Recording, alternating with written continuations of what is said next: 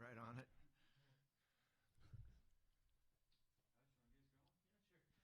Coach, you told us last week that you're going to have to try to figure out kind of what the base defense was going to be, that kind of thing. I'm curious, over the last week, do you like what the progress you made on that side of the ball, figuring that stuff out? I like the way that we've worked. I think the defensive players did a really nice job of coming out on the field with a good attitude, put a lot of effort into the practices that we had. We're very attentive to detail. I thought the coaching staff did a good job of really trying to work hard on the details of what we're doing. So it was a good week of practice. Pretty big challenge with Tennessee's offense specifically. I'm curious what you've seen on film from Tennessee. Yeah, they're a challenge. They've always been a challenge. They spread the field, but they want to run the ball. So the biggest challenge is how do you defend the pass and stop the run. So that's something that we're working hard at, is to being able to understand we have to stop the run first. Got to get a lot of bodies to the football, tackle well.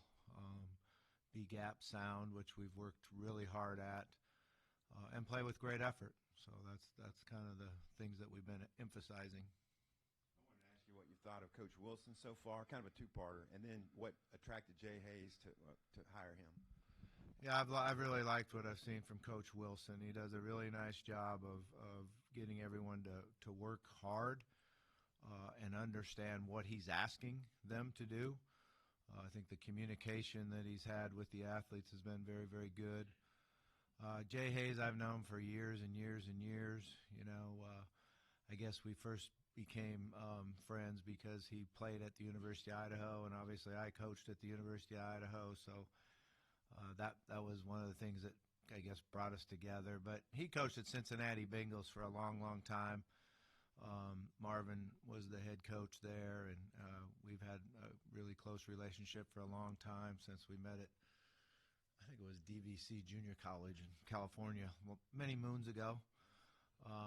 And then we used to go up and watch him practice at Georgetown College when I was at Louisville. So I've known him, watched him coach, watched him practice. He's a really good football coach. So when he reached out and said he would be really interested in it, it immediately caught my interest. And then offensively, putting your finger on what's happening in the second half, can you maybe discuss what needs to be better, what needs to improve there? Yeah, we need to continue to play with the same energy and excitement and detail that we have in the first half. We got to come out of the locker room with more energy. We got to run the ball better in the third quarter. One of the issues is to be able to run the ball with the same efficiency in the third quarter that we did in the first two quarters.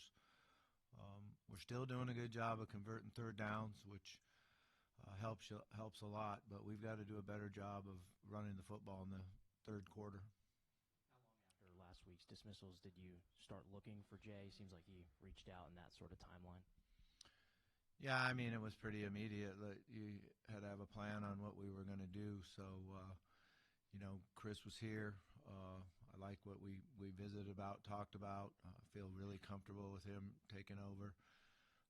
Shea was here, so him coaching the secondary. He's been working with those guys and doing a good job. So he did that, and then it was, okay, we need one more guy to help.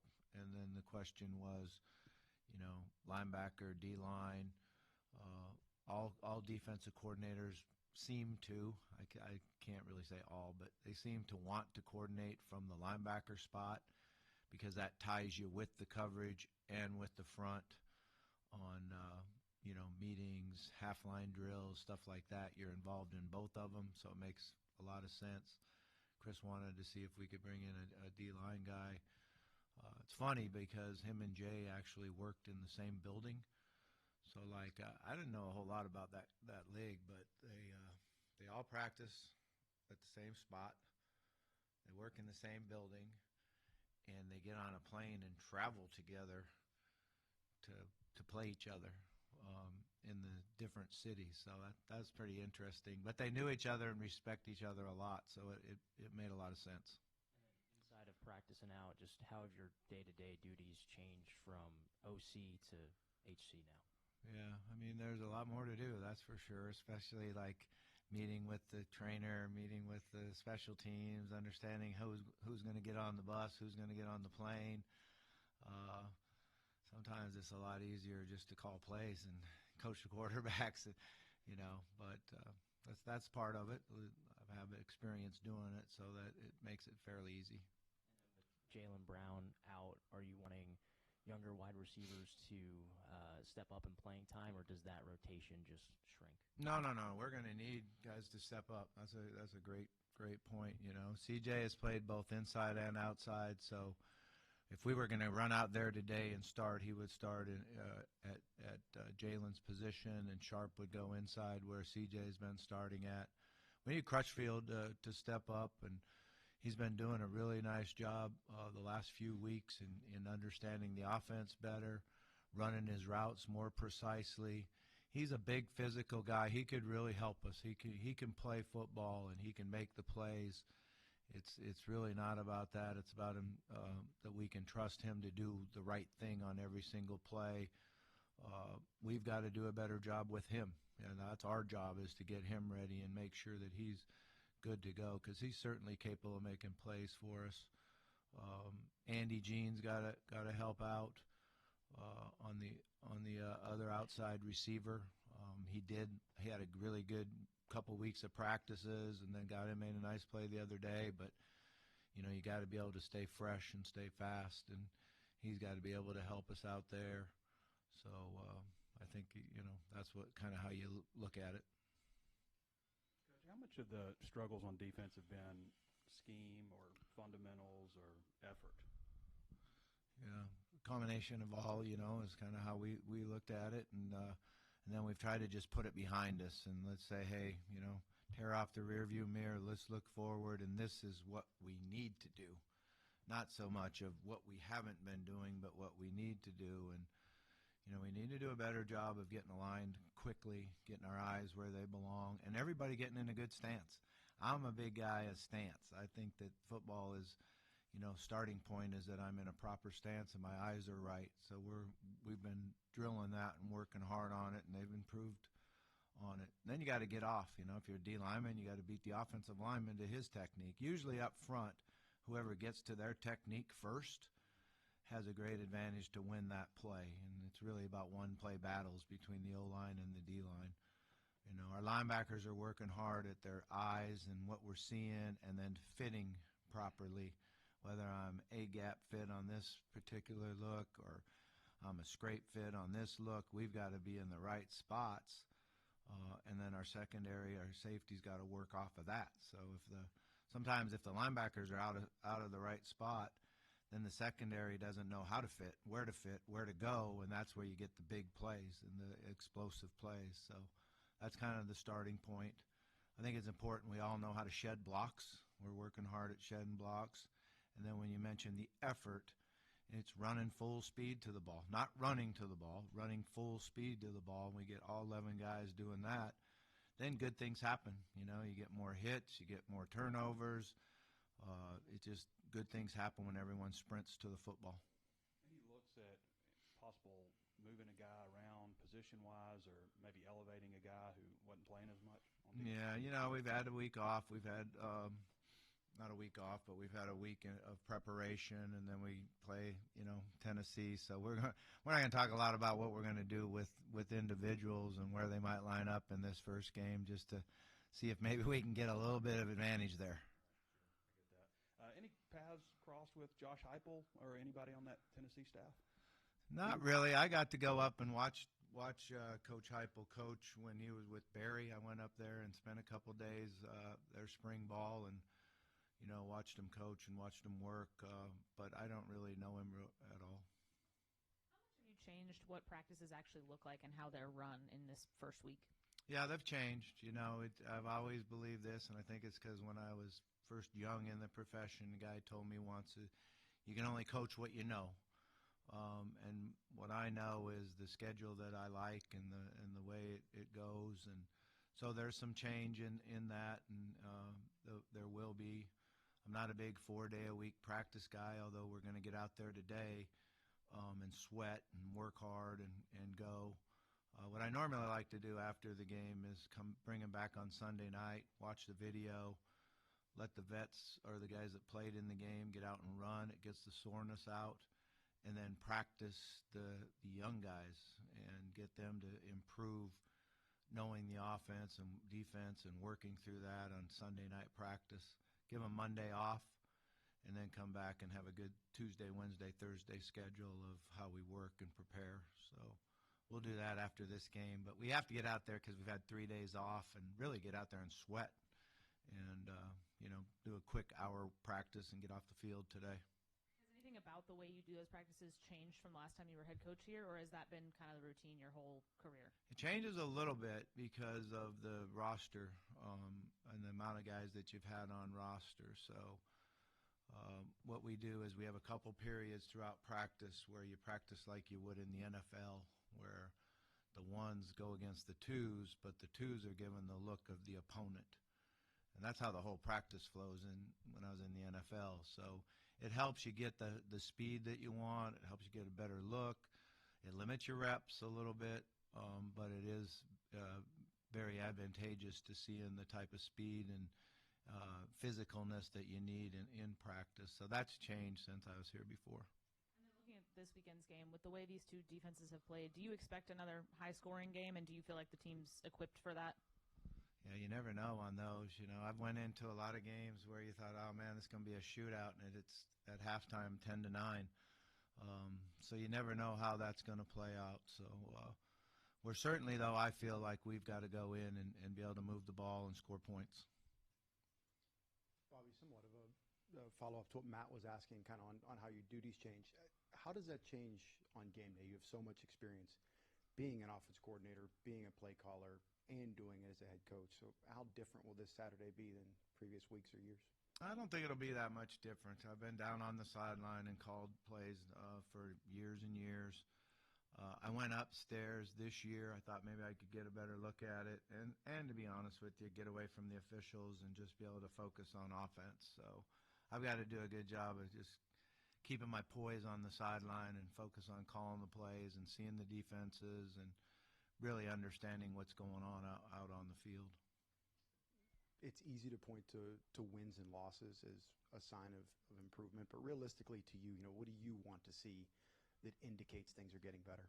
Yeah, I want us to do the process right, do the things that you need to do to win games, and that's our, in our preparation and how we practice, how we go about our daily business, how the players are in the building, in the weight room, and then that gives you the opportunity to win. If as long as you're doing the things that lead up, the end result is with a W. So we're gonna work hard on preparing and doing things right, and then getting out on the field and compete. I want everybody out there competing hard and giving us their best effort. The one thing about being here at Arkansas, it's always been about being tough and physical and hard-nosed, and we got to get to that. I guess one more on Coach Hayes real quick. As someone who, hasn't coached in college for a long time to suddenly come back to this level of football, maybe what are some of the challenges and advantages to doing that? Yeah, I think the advantage that he has is how many years he's coached professionally and the athletes that he's been with and helped develop and help give an edge to. And that's kind of what we were looking for here, is somebody to come in and give our players a little edge, a little something new that they haven't had. And he certainly, got right to work, got here. He drove up from St. Pete, got here on Saturday night, was in working hard yesterday, really started with getting to know who the players are, then watching the video of them, then making notes. And I think he'll have a fun week this week on giving guys a little something that they can take an edge to.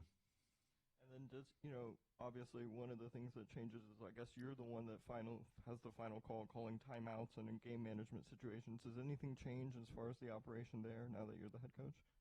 No, not really. I think, if anything, it makes it easier on 2 minute because you understand, like, when you are going to call a timeout and not, when you want to keep going, when you want to flow, how it goes. So it actually makes the play calling a little bit easier in the 2 minute situations, into half situations, whether you're going to go for it on fourth down or not. You're thinking ahead on that, and not just hearing it through the headset. So I think if anything, it make it simpler. When you look around and see Pete Carroll and Bill Belichick doing this in their 70s, is this something you'd like to do a good while longer, this coaching? Well, I don't think the age is what the determination is. I feel great right now physically. I'm feeling really good. I have a lot of energy. I think it's been fun the last 2 years here with the quarterback room and with Talon and the guys that we have on offense. It's been really enjoyable. So I think my hunger's still there, and as long as I can get up every morning and be motivated and feel great about it, I want to keep doing it. Coach, you mentioned Courtney Crutchfield earlier. I'm curious where he's made the most progress since maybe the spring, and what's it say about him that he's stuck with it? A guy getting buried on the depth chart could have easily thrown in the towel, but it seems like he's stuck with it. Yeah, I mean, first of all, when he got here, he was out of shape. So he spent spring of really going, oh man, he was heavy. He had a little bit too much adipose tissue in his stomach area. And he worked extremely hard in the summer. I was really proud of the way he came back in the summer on the percent of body fat. His weight was way down. And all of a sudden now you looked at a guy that had a hard time going 5 plays in a row fast. Now he's going 8 plays, 9 plays in a row and getting in a position where you really like to see him. It took him a little bit of time to learn the offense. That's understandable. Young guys, it's harder than say like Blake, who's been through in 3 different installations, and now you pick things up a little bit quicker because you learn how to do it. But I do feel extremely excited about Courtney and his abilities, and now he has the understanding of the offense. I'm looking for him to get out there and make plays for us. I want to ask you about Antonio Jordan as well. I know he had the ankle injury to start the season. Is he a guy that maybe could, as the season goes on, maybe work into that rotation as well? Definitely can. We were really excited about his camp and how he was playing. He's an outlier. There's not guys that are that physical size and that ability and can turn their body and jump in the air and make catches. He had a really bad injury, really bad ankle sprain. He's come back on it, and he's shown a tremendous amount of toughness. It's still bothering him a little bit. I'm thinking this week, 3 days off might help him a lot. But there's no question he's going to be a tremendous player here. I know you never went to Neyland when you were here. I don't know if you did at Auburn, but I know you went in 2023. Is that the only time you've ever been Yeah, there? the only time I've been there. What do you think about that environment, 100,000 plus? It's awesome. It's awesome. You always want to go into a hostile environment and have fun with it and go. So I felt like, at Ole Miss we did a really nice job of handling the noise, the communication, the knock on wood, didn't have pre-snap penalties. I thought the experience for Talon and those guys were right on. So I feel like, we'll go in there and handle it well. I'm optimistic we'll go in there and handle it well. It is different. It'll be louder. It'll be more hostile than Ole Miss was. But we've got to do a good job preparing for it. And what that says is that you come off the practice field with a headache every day because that noise you play out there is awful. Is that Rocky Top? No, you don't play that. But just the noise that you have to make, between plays and all that so you can call the play. And it makes for a stressful time, but it's fun. Tyler Wilson has said this, and I think I remember it too. It's been a while since I've watched one of your practices, but it felt like everything was kind of centered around the quarterback, like everything kind of flowed with the quarterback. Is that an accurate statement?